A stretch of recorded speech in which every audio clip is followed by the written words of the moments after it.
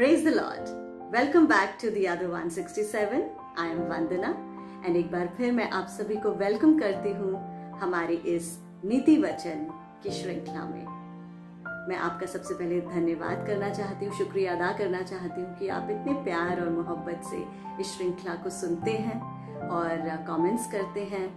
इसे सुनिए और शेयर कीजिए ताकि हम सब इनकरेज होते रहें। वचन को पढ़ने से, सुनने से और बांटने से हमें बहुत इनकरेजमेंट मिलेगी और हमें इस बात का एहसास होगा, पता चलेगा कि हमें प्रभु में अपना जीवन किस तरीके से जीना है। जैसा मैं हमेशा कहती हूँ, The Other 167 में हमारी कोशिश रहती है कि अच्छी से अच्छी बातें आपके सामने लेकर आए बाइबल से, ताकि इस कठिन समय में भी हम एक दूसरे को इनकरेज करते रहें, प्रार्थना में लगे रहें। आज मैं लेकर आई हूँ आपके लिए नीति वचन अध्याय 8, प्रोवर्ब्स चैप्टर 8। बहुत ही प्यारा चैप्टर है। अगेन इस चैप्टर में बुद्धि, विजडम, बुद्धि की बातें, ज्ञान की बातें, शिक्षा की बातें, इन पर बहुत अच्छी तरह से रोशनी डाली गई है। आप इसे सुनिए, आपको पता चलेगा कि सबसे बड़ी चीज बुद्धि और शिक्षा को ग्रहण करना ही है। सोने से भी ज्यादा, चांदी से भी ज्यादा, कुंदन से भी ज्यादा उसका मूल्य है। और वो कब रची गई थी? जब कुछ भी नहीं था, तब बुद्धि को रचा गया था। चलिए सुनते हैं नीति वचन अध्याय 8। नीति वचन अध्याय 8। क्या बुद्धि नहीं पुकारती है? क्या समझ ऊंचे शब्द से नहीं बोलती है? वो तो ऊंचे स्थानों पर मार्ग की एक ओर और तिरमुहानियों में खड़ी होती है। फाटकों के पास, नगर के पैठाव में और द्वारों ही में वो ऊंचे स्वर से कहती है, हे मनुष्यों, मैं तुमको पुकारती हूँ और मेरी बात सब आदमियों के लिए है। हे भोलो, चतुराई सीखो और हे मूर्खों, अपने मन में समझ लो। सुनो, क्योंकि मैं उत्तम बातें कहूँगी और जब मुंह खोलूँगी तब उससे सीधी बातें निकलेंगी, क्योंकि मुझसे सच्चाई की बातों का वर्णन होगा। दुष्टता की बातों से मुझको घृणा आती है। मेरे मुंह की सब बातें धर्म की होती हैं। उनमें से कोई टेढ़ी या उलट फेर की बात नहीं निकलती है। समझ वाले के लिए वे सब सहज और ज्ञान प्राप्त करने वालों के लिए अति सीधी है। चांदी नहीं, मेरी शिक्षा ही को लो और उत्तम कुंदन से बढ़कर ज्ञान को ग्रहण करो, क्योंकि बुद्धि मूंगे से भी अच्छी है और सारी मनभावनी वस्तुओं में कोई भी उसके तुल्य नहीं है। मैं जो बुद्धि हूँ, चतुराई में वास करती हूँ और ज्ञान और विवेक को प्राप्त करती हूँ। यहोवा का भय मानना बुराई से बैर रखना है। घमंड, अहंकार और बुरी चाल से और उलट फेर की बात से भी मैं बैर रखती हूँ। उत्तम युक्ति और खरी बुद्धि मेरी ही है। मैं तो समझ हूँ और पराक्रम भी मेरा है। मेरे ही द्वारा राजा राज्य करते हैं और अधिकारी धर्म से विचार करते हैं। मेरे ही द्वारा राजा, हाकिम और रईस और पृथ्वी के सब न्यायी शासन करते हैं।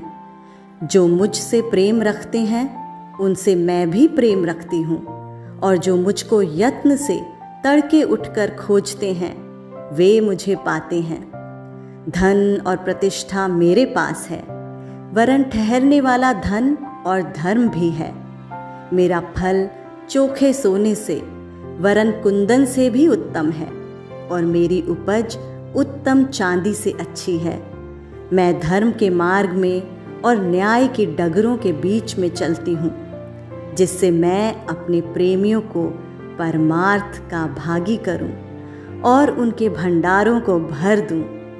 यहोवा ने मुझे काम करने के आरंभ में वरन अपने प्राचीन काल के कामों से भी पहले उत्पन्न किया। मैं सदा से वरन आदि ही से, पृथ्वी की सृष्टि से पहले ही से ठहराई गई हूँ। जब ना तो गहरा सागर था और ना जल के सोते थे, तभी से मैं उत्पन्न हुई। जब पहाड़ और पहाड़ियाँ स्थिर न की गई थीं, तभी से मैं उत्पन्न हुई। जब यहोवा ने न तो पृथ्वी और न मैदान न जगत की धूलि के परमाणु बनाए थे, इनसे पहले मैं उत्पन्न हुई।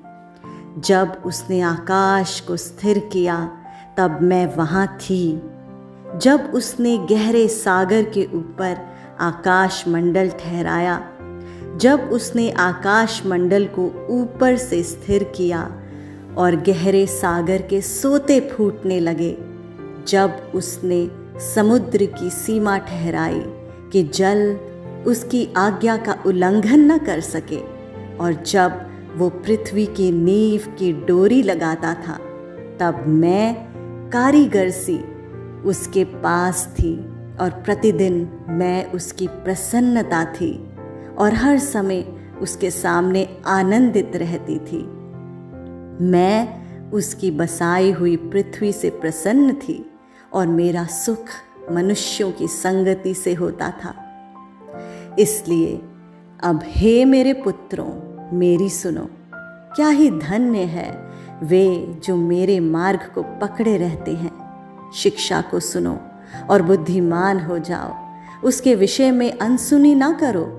क्या ही धन्य है वो मनुष्य जो मेरी सुनता, वरन मेरी डेवड़ी पर प्रतिदिन खड़ा रहता और मेरे द्वारों के खंभों के पास दृष्टि लगाए रहता है।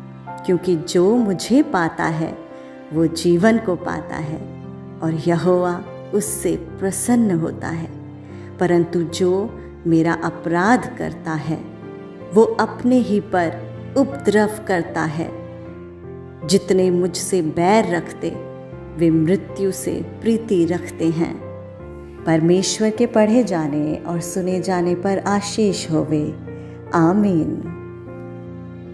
Thank you so much my dear friends, my brother sisters. आपने इतनी शिद्दत और प्यार से इस अध्याय को सुना। इसे औरों में भी बांटिए, शेयर कीजिए और अपने कमेंट्स मुझे दीजिए। आपकी कोई प्रेयर रिक्वेस्ट है तो मुझे आप दे सकते हैं। बहुत जल्द लेकर आऊंगी अगला अध्याय।